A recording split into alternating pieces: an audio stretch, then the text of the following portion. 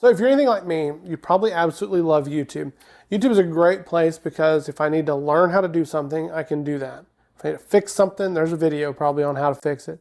If I want to just kind of have some entertainment, there's plenty of stuff out there to just be entertained. If I just want to veg out, if I want to get some inspiration, all of that stuff can be found on YouTube. And it's awesome. But you can also find yourself sometimes kind of maybe getting the wind taken out of your sails because you can get a little bit overwhelmed and see all of the stuff that people are doing and say, man, I just can't do this. Like, why do I even bother? And you kind of catch yourself in this comparison trap. And what I believe that really happens is that we forget that we're seeing a highlight reel. And so I like to call this the highlight reel lie. And it's not really a lie, it's just that we don't see the whole big picture. And so when we start doing that, we realize real quickly that things are maybe a little bit stacked against us, okay? But here's why. The highlight reel hides a few things. So one, it hides time. Projects take a lot of time. And the highlight reel lie kind of hides a little bit of that time. Because when we watch a video that we watch and it took 20 minutes of our time to watch this video, we forget about the fact that that video could take weeks or even months to complete. I remember one of the first videos that I ever did, and I've been doing this for about 4 years or so now, but one of the first videos that I ever did, I had like 21 hours of footage, and it was a project video, but I realized really quickly that I was going to have to start taking a lot less footage because I had to take 21 hours of footage and make a 20-minute video. It was a very daunting task, and I learned a lot just from doing that within itself. Because again, I didn't realize the fact that there was so much time that was going to be involved and so much time that was going to need to be consolidated down to make this video what it needed to be. So that's one of the things that the highlight reel line can hide. The other side of it is that there's a time factor too, that the creators and the people that you're watching on YouTube may just actually have more time in than you. And it's one of those things where I think it's like 10,000 hours or something to become an expert. That can be the thing. They could actually have built this thing or done this dovetail or whatever this piece of thing is, this joinery, whatever it is, they could have done that 10,000 times. And if you're on time number 5, you just can't expect to be there yet. It's just kind of the way that it works. They've just got more time in. And so that's one of the other things when it comes to time that the highlight reel lie, well, it kind of hides. Okay, so the next thing is it hides the resources. Okay, so the resources that are out there that people have when it comes to YouTubers, they can tend to have a lot more resources than the average person. They might have a $5,000 table saw when you're trying to get by with a $300 job site saw. Well, all of a sudden the odds are kind of stacked a little bit against you. So there's resources there that you don't necessarily have. They may have a giant shop. You may be in a little apartment-sized garage, barely one-car garage type shop. You may forget about the fact that they've got sponsorships, and so monetarily they're not fighting the same kind of battles trying to come up with enough money to be able to do this project because a sponsor has already kind of provided the material, provided a lot of the stuff to be able to allow this video to take place. So you've also got the sponsorship side of it. That's the other part that we forget sometimes. The other thing too is that we forget that it hides a lot of failures. So when it comes to this, and when you're watching YouTube and you're watching YouTubers, is that there's a lot of failure that happens. Even the best people out there are still making mistakes. I built a lot of cabinets over the last 15 years, and I still make mistakes. I do some dumb things. I mismeasure things. I put pocket holes on the wrong side of boards. I mean, it doesn't matter what it is. I've made dumb mistakes.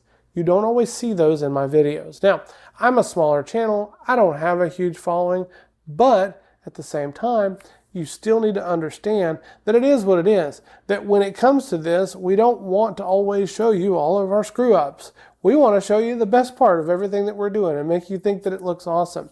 And what's funny is that we kind of know this, like when we watch HGTV or something and we're like, well, yeah, of course they can do this project and, build a whole house in a week because they got 40 people behind the scenes that nobody ever sees. And we know that that happens on those shows, but it's like when we get to YouTube, we forget that there's a whole other element there that could be happening as well. That, again, hiding failures, whole different tool set. Maybe you've got sponsorships. Heck, maybe they've actually got people that are in the shop helping, working on stuff, and you're just doing this as a hobby thing.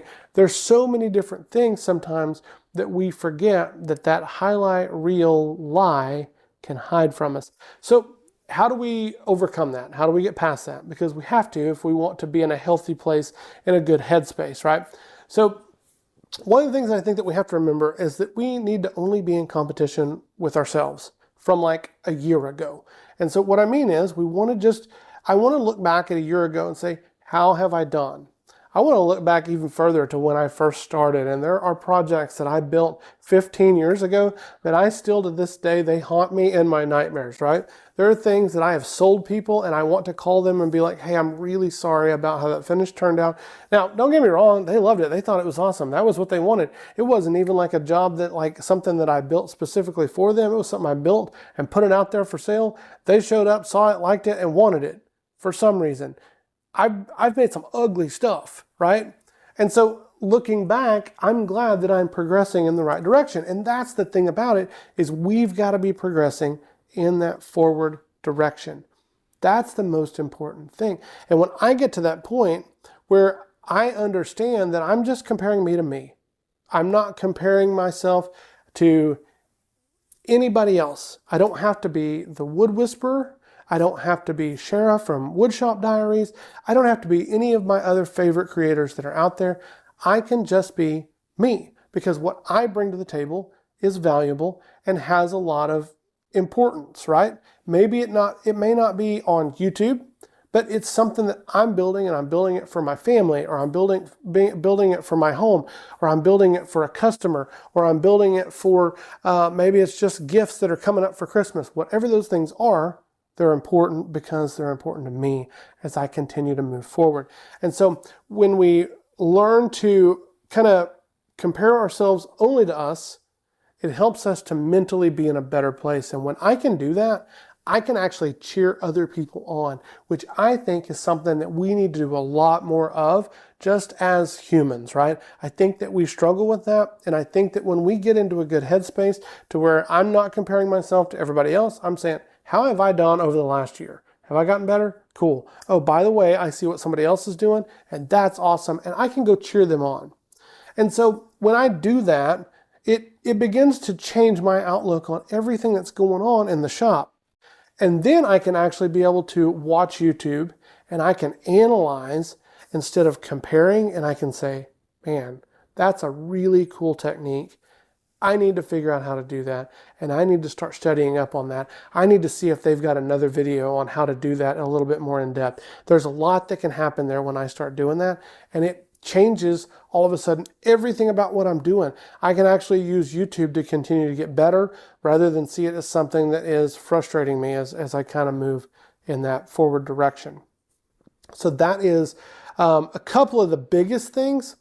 But the other thing too is that we just have to also learn that in addition to just comparing ourselves to ourselves, in addition to analyzing and learning, we have to also just embrace our own constraints. We're not going to be as good as everybody else around us, whether it's at work, whether it's a guy down the street, whether it's somebody on YouTube. We don't have to be. It doesn't make us any less important. It doesn't make us any less valuable. It doesn't make our projects any less valuable. That's the big thing that we have to understand, is that guess what? I've got some constraints. I'm not as good yet. That's okay. I'm still moving forward, right? So that's the couple of the big things. And then when we begin to do that and we start to see things differently and we look at it through that lens, all of a sudden I realize that just because I may not be my hero out there that I watch on YouTube doesn't make me any less valuable. And actually the world doesn't need another whatever that hero is, fill in the blank of whoever your favorite creator is. The world doesn't need another version of that. The world just needs an original version of you. That's it. It's so simple. But we get lost sometimes in this comparison game because all we see are the highlight reels. Remember something. Your projects, they're valuable, they're important, and they're awesome.